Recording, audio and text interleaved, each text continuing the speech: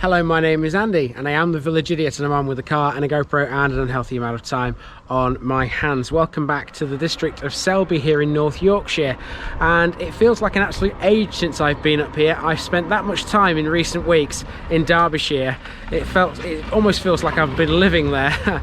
It's been nice to come back up here into the district of Selby today. It's very peaceful, a lot more peaceful than where I've been in Derbyshire, and yeah, this village is certainly the epitome of peaceful because I haven't seen or heard many people around this morning. It's been really good. I think I've seen about 3 cars and 1 person has spoken to me, and that's about it really. So yeah, there you go. But that is what you'll find if you come to the village and the parish of Womersley.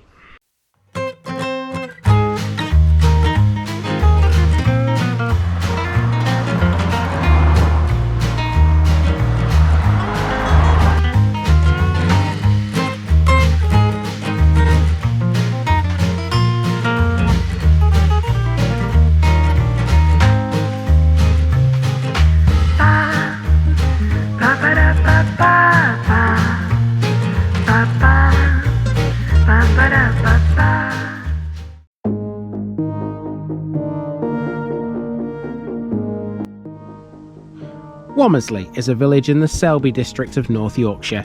A former estate village, this one is full of old stone properties and large grand houses, most notably those at Womersley Park.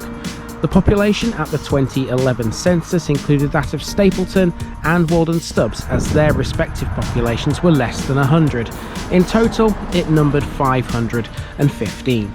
We are just 6 miles from Pontefract here, 11 miles from Selby and 14 miles from Doncaster. With a DN6 postcode, Womersley is one of just 2 settlements in the district of Selby whose post town is Doncaster. The other we will meet next week. The village was historically part of the West Riding of Yorkshire until 1974. It doesn't have a great deal, but that's part of its rural charm. It does have, however, a place of worship in the gorgeous St Martin's Church, which is a Grade 1 listed building. And speaking of listed buildings, the Grade 2 listed Womersley Park and the adjoining coach house and stables dominate the centre of the village. Womersley Park is a small country house circa 17th century with extensive later additions and alterations, including some from the late 17th to the early 18th century by Tobiah Harvey, mid 18th century alterations probably by James Payne, and later 18th century alterations probably by Robert Adam. The estate belonged to Lord Roche, and throughout history there were important visitors to the estate who came by train to Womersley, including the Queen Mother. Walkers here can enjoy a delightful circular walk of about 7.5 miles in the pleasant countryside to the south of Womersley, which encompasses both the Smeaton villages, Little and Kirksmeaton, as well as Walden Stubbs. The whole area is the southernmost tip of North Yorkshire and easily accessible from South and West Yorkshire. There are several places to visit along that route, one of which is the Blue Lagoon Diving and Leisure, which gets a mention today in the picture bit. Also in the picture bit is the Gale Common ash disposal site. Womersley Parish Council have recently been appealing for its residents and those of its neighbouring parishes of Whitley and Cridling Stubbs to support objections to a planning application for the extraction of ash from the site. It falls within Womersley's boundaries, and Gale Common was a disposal site for ash from Eggborough Power Station, which until recently could be seen from the village until it was demolished. At the time of writing this episode, only the chimney stack from Eggborough still remains. The residents' main concern for this is that the serene and peaceful village you see before you would be transformed by the movements of HGVs as they leave and arrive at Gale Common at the rate of between 2 and 3 minutes apart, seriously affecting all those who live in this area from Womersley, Whitley and Cridling Stubbs as they travel to the A19. The fumes, noise and dust from the workings would be seen as a severe disruption of life here. It would be a 7-day-a-week operation. Nonetheless, the village remains pretty desirable, and perhaps the most desirable part of it would be the almost eerie silence you experience when you come here. To buy a house here, you would need around £360,000. Womersley covers an area much larger than the actual village itself, and including Gale Common, it amounts to 28.6 square kilometres, making it one of Selby's largest in the southernmost reaches of North Yorkshire. generally white British at 99.4%, with only 3 residents stating otherwise in 2019. It has a very low population density of 17.53. Alright, there we go, another card on this board at this end of Womersley as well. And that's pretty much it for what Womersley's like as a village. What's it got in terms of amenities? Well, to be honest with you, it hasn't got all that much, so this next section is going to be fairly short. Let's see what it does have though.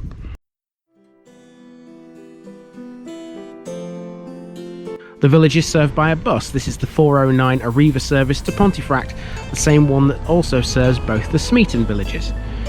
The village lacks a shop or a pub, but it does have the courtyard tea rooms, which is part of Womersley Park. This is a quaint little tea room situated off the main road through the village, and it was nominated for the Yorkshire Life Food Awards in 2017.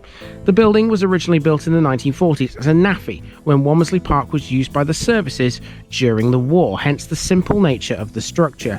During the post-war period, it was used as an apple store for the estate, but eventually it fell into disuse. The late Honourable Martin Parsons developed it as the base for Womersley Crafts.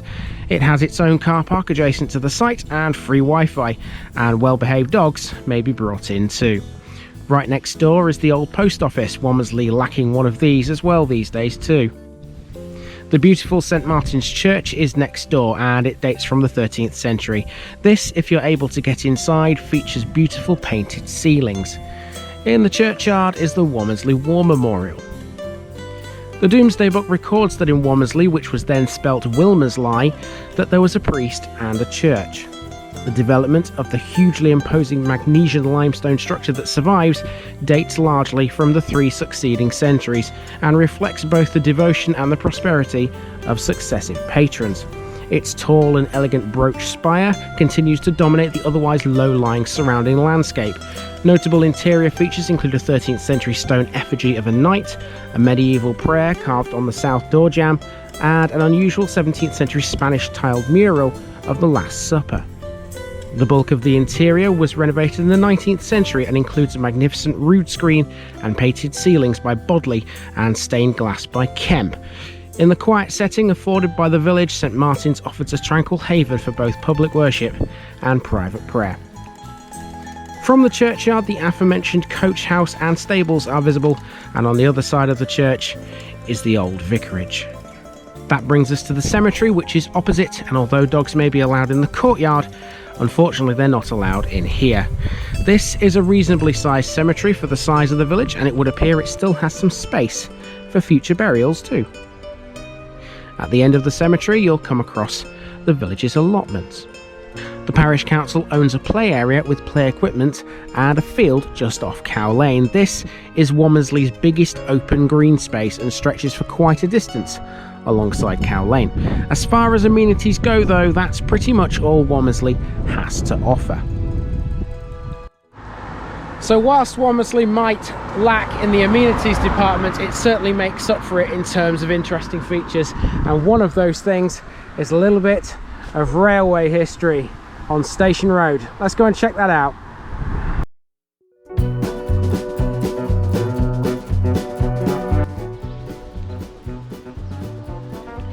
Womersley Railway Station was situated on the Ascot branch line. It was opened in 1848 and closed to passenger traffic back in September 1948, and the platforms have since been demolished, but the railway line through the site is still open and in regular use. The branch line was built to carry tourists to what was the spa town of Ascot. We've seen this line before. It's the same one that passes through both Ascot and Norton. It was always primarily a freight link and lost its local passenger traffic in 1948, but it still carries substantial freight to this day. The line subsequently became part of the newly established East Coast Main Line with the opening of a branch line from Nottingley to Burton Salmon in 1850, which gave access to the York and North Midland Railway's line from Normanton to York. The opening of a direct line from Shaftholme Junction to York via Selby in January 1871 saw the end of regular express trains using the route, but it always remained busy with that goods traffic. The station house still exists next to the level crossing. This was built in 1846 in grand style, this magnificent station house incorporating a host of original features, including the ticket office, hall, waiting rooms and open fires, although, as previously mentioned, the platforms have now been removed. Womersley Beck runs under Station Road here as well, and there's a nice line of station cottages between this and the level crossing. Most of the rest of the interesting stuff in the village is at the other end, including something that's no longer visible, and here I am to explain what that is. So I'm here at a bus stop on Bankwood Road, and it may look a little bit nondescript, this area of Womersley, but there is actually something to tell you about this. Behind this wall, all the area that's behind here is the site of a deserted medieval settlement. Now, I can't see any way of getting onto that land. I don't particularly want to anyway, because I mean, what would it look like? It would look pretty much just like an open field with nothing really to see. But somewhere behind that wall in shot right now is the site of a deserted medieval settlement. There you go. On the main street, there's an interesting double spout pump with a compound handle, which may date back to 1842. There also appears to be what looks like a cross shaft next to this too. Now, there are a couple more interesting features around Womersley, but we can't access them because they're on private land, and they're coming up in today's picture bit, and that's coming right now.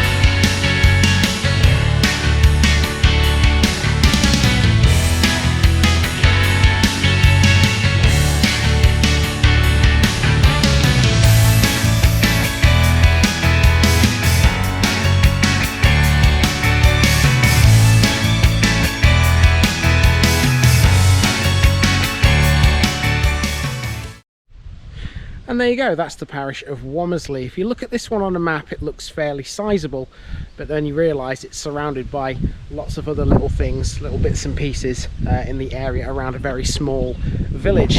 There you go. That's not to say the village itself hasn't got anything good to see in it, because it certainly does. And I've enjoyed walking around this one, and it's another one down in Selby. Now, the one I'm going to next is even smaller than this and will probably involve a lot of driving, so hopefully it's just as good as this one, even if it is a bit smaller.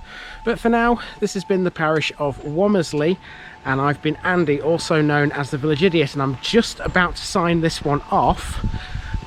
The railway barriers have just come down.